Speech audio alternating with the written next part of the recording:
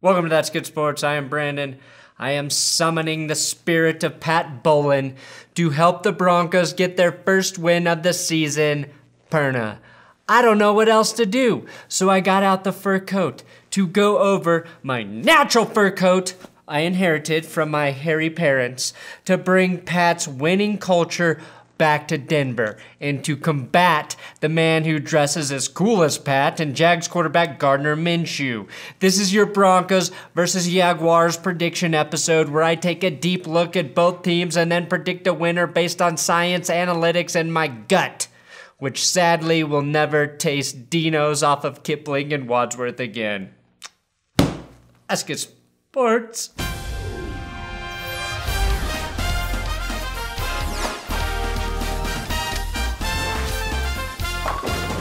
Please subscribe to this YouTube channel. I do football videos here every day. I usually dress less classy than this, so don't expect class every episode. I do have Big Dick Patreon shoutouts for Lil Ho Laughlin, Crack Ron's Finest, Hoof Hearted, and I, Brendan Perna, love Tom Brady and the Patriots.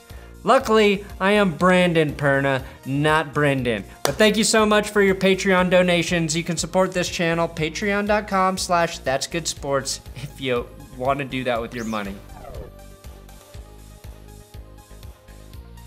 All right, Denver gets a half point for home field advantage. Earlier this week, Emmanuel Sanders said the team was living in a world of suck. Then, the Broncos Reddit took those words and turned them into art with World of Suck at Mile High. That's right, the World of Suck, or as I like to call it, the space underneath Bill Clinton's desk. Ladies and gentlemen, that's the kind of jokes you get here when you were influenced by Conan, Leno, and Letterman in the 90s. I would like to point out that Jaguar edge rusher Calais Campbell is donating $20,000 to Denver charities this week. Campbell felt just terrible after he saw President of the Broncos, Joe Ellis, swinging a hammer for his Habitat for Humanity charity. Campbell was like, shit, Denver charities need some serious help if this is how they build fucking houses up here. The best part, and I mean the best part, of this video is this is exactly what happened when John Elway was on Tim Allen's Habitat team in the NFL star-studded episode of Home Improvement. And Elway's house with Tim's did not pass inspection. Doorknobs were Elway's department. And of course, Jill and Al's was flawless. Coaches versus coaches. An electric coaching matchup here between the 0-3 Vic Fangio and the 1-2 Doug Marrone, who almost got into a fight with his star player on the sideline. And fortunately for him, that player won't be here as he deals with back flu pregnancy syndrome, a terrible disease that affects 1 out of every 7 billion people on Earth. Doug Marrone has made some bizarre calls this year, like handing the ball to Leonard Fournette on a 2-point conversion against the Texans, or going for it on 4th and goal with the game all but won versus Tennessee, but should be credited for denying Nick Foles calcium supplements so his brittle bones would break and the world would be introduced to Gardner Minshew. Fangio desperately needs a win, and the defense to play like we all envisioned when Elway hired him. Until then, every coach has an advantage. Half point for Marrone. Joe Flacco versus, Gardner Minshew. Uh-oh. What's bad for a gardener? A drought. And guess what, Gardner? You're walking into a desert at a mile high, currently suffering from the worst sack drought the NFL has ever seen.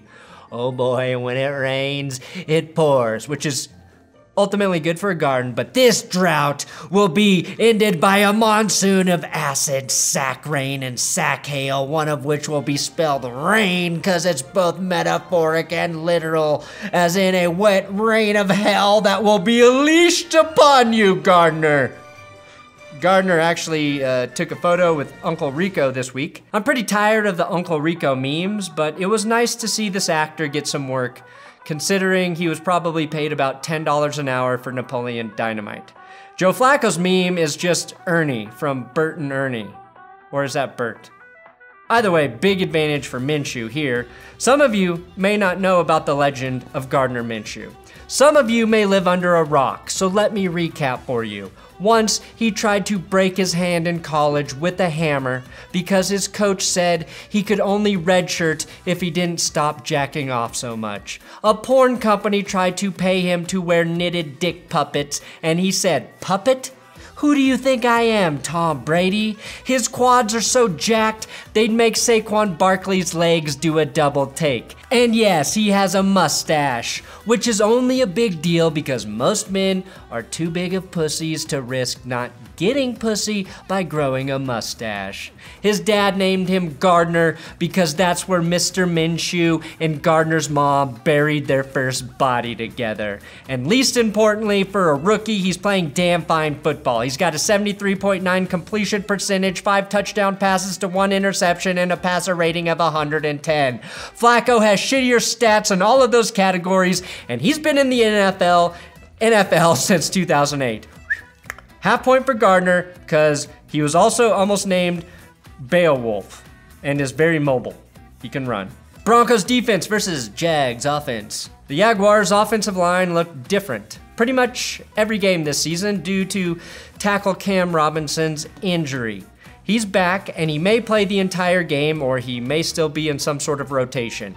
Jacksonville's line is like Denver's. It's questionable, but unlike the Broncos, is better in pass pro than it is in run blocking. Now that I have said that, watch Leonard Fournette get his first 100-yard game and touchdown of the season. Basically, if you combine Denver's line with the Jags line, you would get the Cowboys line. Robinson played 27 snaps last week and allowed 0 pressures.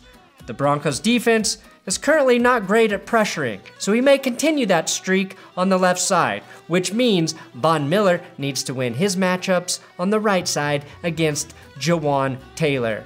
Not to be confused with Broncos injured right tackle Jawan James.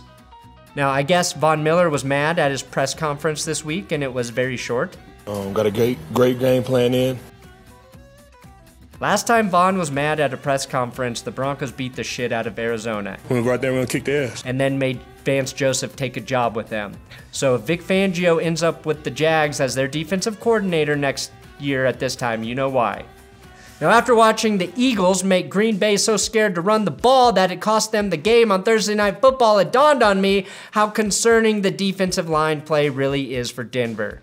I feel like they are maybe a little bit undersized and are getting pushed around. All except Shelby Harris, who isn't making the impact plays like we saw last season because maybe they're missing some production from those 300-plus pound players like Domata Peko and Zach Kerr.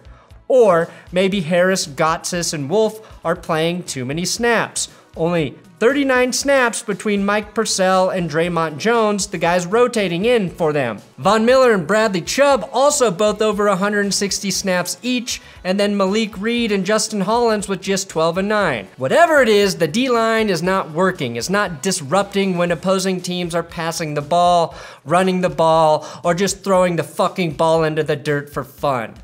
The good news is corner Devontae Bosby played a hell of a game last week after jumping Isaac Yiadom on the depth chart.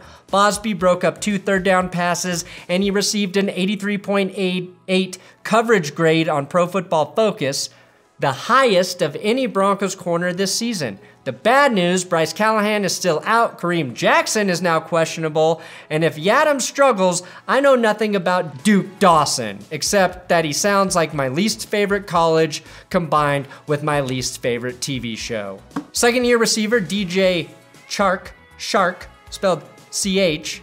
If it was just an S, Shark would be badass. Anyway, he's had a touchdown every single game this season so far.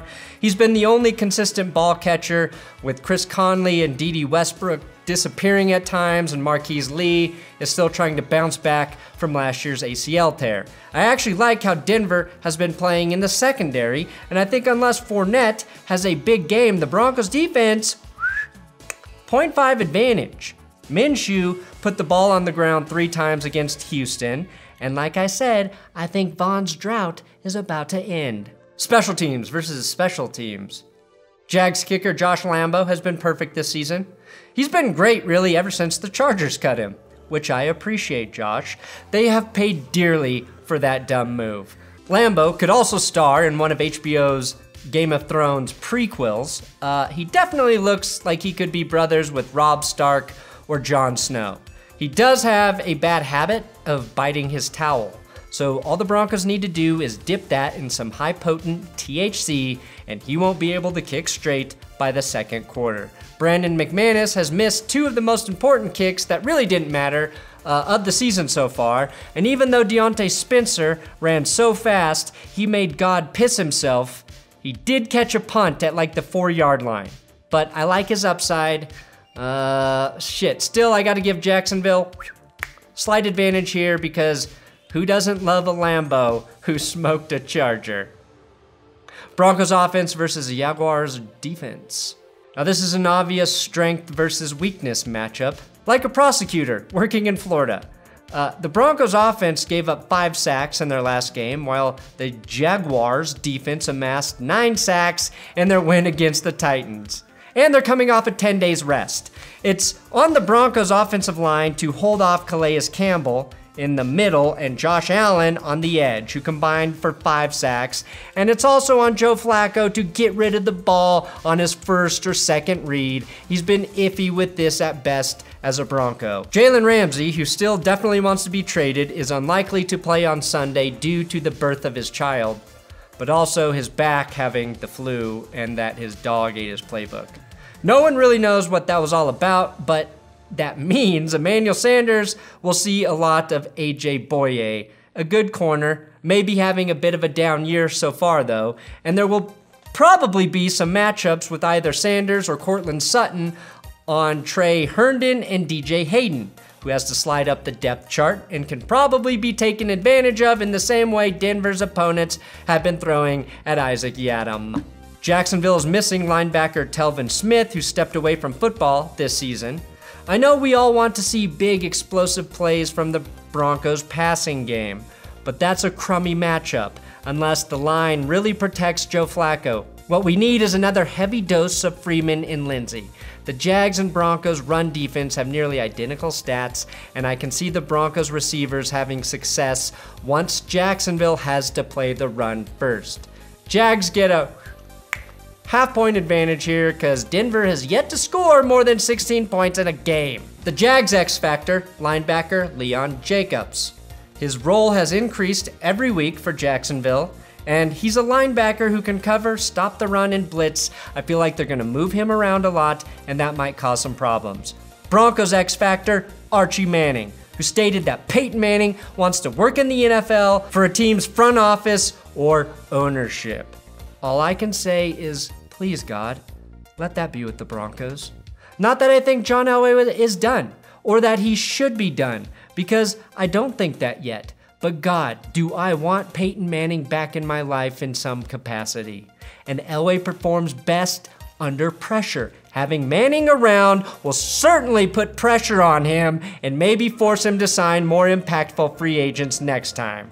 The X-Factor, Bryce Callahan, Jawan James, and Kareem Jackson may not play Sunday. The big 3 free agent acquisitions out, and questionable. That's $105 million total salary not on the field. So, the points say Jags have the edge. And again, I agree. They do have the edge. But this is a must-win game. This is it for the Broncos. Lose here and the season is fucked. If I don't believe the Broncos can win this game, I have nothing. I didn't sit here in my Pat Bowlen fur coat because I thought the Broncos would lose Sunday. So get your fucking... and count on a win! Count on the Broncos to win this one! Gardner, I love you, but you ain't doing shit in Denver. Thanks for watching another episode of That's Good Sports. Super optimistic because we think the Broncos will win. I'm on Twitter, Instagram, at Brandon Perna if you want to follow me there. Make sure you follow at WillKey6. He helps me write all of these football videos.